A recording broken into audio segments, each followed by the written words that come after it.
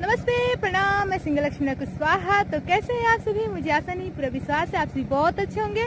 तो ये देखिए, मैं हूँ अभी सुजावन देव मंदिर भीटा में। तो कहाँ कहाँ से आप लोग वीडियो देख रहे हैं कमेंट करके ज़रूर बताइएगा।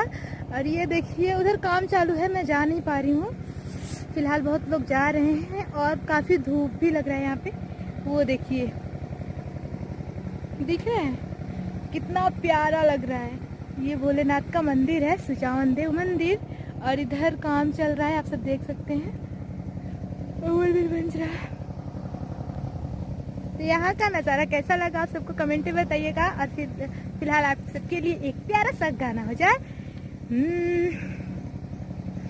बनल रहो नहीं हरावाए भोले बाबा, बनल रहो ससुरावा, बनल रहो नहीं हरावाए भोले बाबा, बनल रहो ससुरावा। ऐसन बरवा दिहतिए भोले बाबा, सजली रहो सेनुरावा। ऐसन बरवा दिहतिए भोले बाबा, सजल रहो सेनुरावा।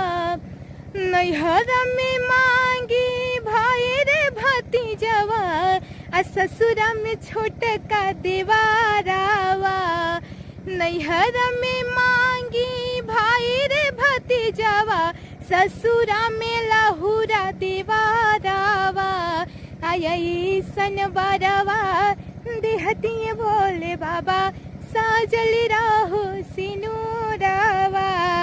ऐसन बरवा देहतिए भोले बाबा, सजल रहो सिनुरावा। राजा दशरथ जैसन ससुर मांगे, राम जी जैसन दुल्हवा। राजा दशरथ जैसन ससुर मांगे, राम जी के जैसन दुल्हवा। तो ऐसन बरवा दिहतिए भोले बाबा, सजल रहो सिनुरावा। ऐसन बरवा दिहतिए भोले बाबा, सहजल रहो सिनुरावा। बनल रहो नहीं हरावाए भोले बाबा, बनल रहो ससुरावा। बनल रहो नहीं हरावाए भोले बाबा, बनल रहो ससुरावा।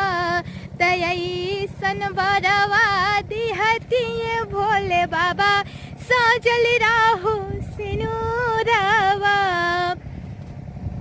तो आप सबके लिए स्पेशल ये गीत था। और ये देख सकते हैं, मैंने सोचा आप सबको भोले बाबा का दर्शन कराऊंगी। तो ये देख लीजिए, ये है सुजावन देव मंदिर। और कौन कौन यहाँ पर आया है आप लोग कमेंट करके ज़रूर बताइएगा। और देख लीजिए, अभी यहाँ पे ये सब बन रहा है। फिलहाल मैं फिर से आपको दिखाने की कोशिश करूँगी, एक बार और आऊँगी, यहाँ का पूरा वीडियो दिखाऊँगी। क्योंकि अभी चल रहा है काम, इधर पूरा मोरंग वगैरह रखा गया है, उधर जाने में दिक्कत हो रही है और लग रहा है बहुत तेज धूप। तो मिलते हैं अगली वीडियो में। ओके, बाय बाय।